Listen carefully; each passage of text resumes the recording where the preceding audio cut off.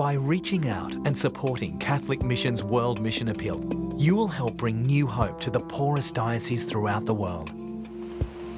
This short story is from East Timor, now known as Timor-Leste. It's an inspiring story of young and old building community together in Christ. This is a good news story, however, some scenes are confronting.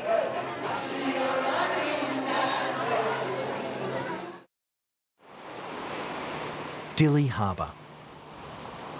The capital of Timor-Leste wakes to a new day in a new era of peace. The parliament, embassies and harbour are symbols of an emerging capital. Yet Timor-Leste is one of the poorest countries in the world and has survived violence and tragedy. In 1975, Portugal moved out and Indonesia moved in with brutal force. 200,000 Timorese were killed during Indonesian occupation. Then, in 1999, after the people voted for independence, Indonesian militia began a systematic program of terror and destruction. 80% of infrastructure was destroyed. Thousands more people killed. Another family shattered, their mother shot dead in front of them as they sheltered in a plantation. Avala, a young seminarian at the time, witnessed the atrocity. And come into that family and shoot them. Today, another seminarian, Nato, reflects on what this history means for him and his country. This country, is a suffering country, is a suffering people, but we have a big vision of hope.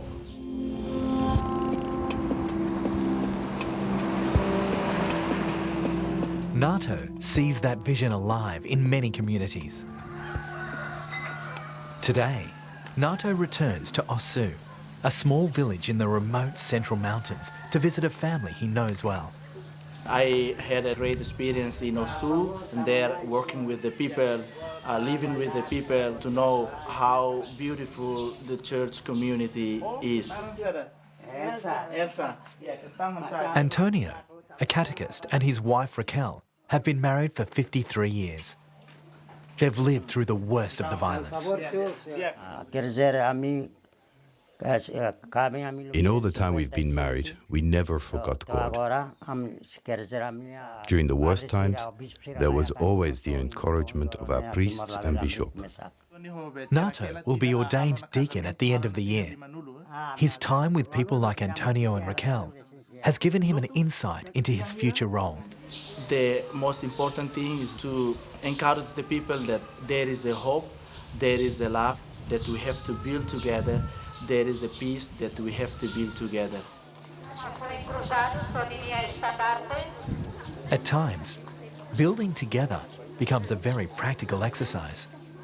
Before Sunday Mass, OSSU parishioners bring 10 cents and a rock to help build their new church. The current church is old and too small to meet the changing needs of the community. The parish priest, Father Tiago, understands the extent of the challenge ahead. Our task is great. Our first work is to provide pastoral care in OSSU. Then there is our work in 19 outreach mission stations. As well, we do need to build a new orphanage. The orphanage closed after its dilapidated home became unlivable. The parish hall needs urgent repairs as well. Yet the communion breakfast goes ahead for young and old. Nato sees hope and unity in OSSU, but also great need, here and in other communities.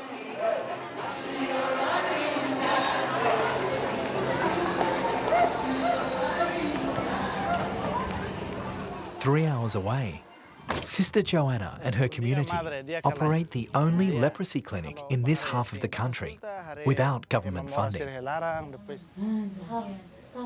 Curing leprosy can take years of clinical care.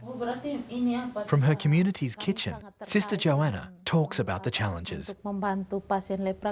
People living with leprosy are isolated. They have no one to care for them and no income. Our community's mission is to be with them. Nato takes some time to be with Jose, who is one of only 2 live-in patients. We need to build a new clinic urgently. We only have 2 beds for inpatients and we simply cannot provide the care required.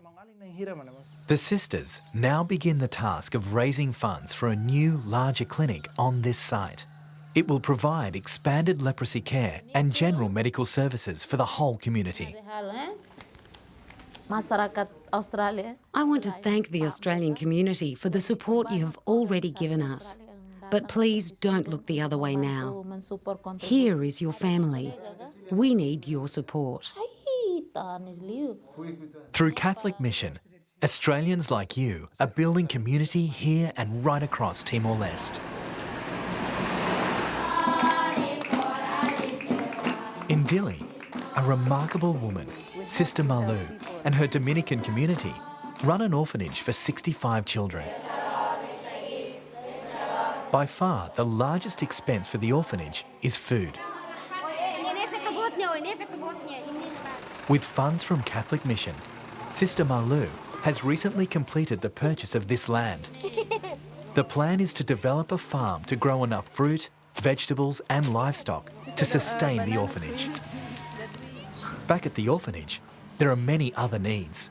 The dormitories are crowded, the facilities basic and overstretched. And there's the ongoing expense of sending the children to school. Ipa attends school, housed in war-damaged buildings, still pocked with bullet holes. Ipa has set herself the high goal of becoming a doctor. Her older brother, Zhuang, also an orphan, was accepted into Dili University.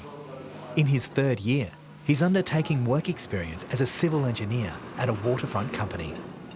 Because of the great support from the people of Australia, it makes big difference, especially to the children. And we cannot do anything without your support. Our story in Timor-Leste ends in Nato's seminary in Dili.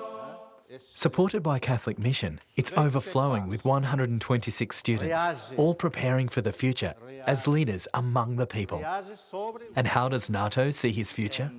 I think my real mission is that make myself present in the community so they can believe that Christ loved them. Christ never let them stay alone. That is the unique way of making the hope become real in the community. These stories from Timor-Leste tell the incredible challenges that people face and the difference your generosity makes.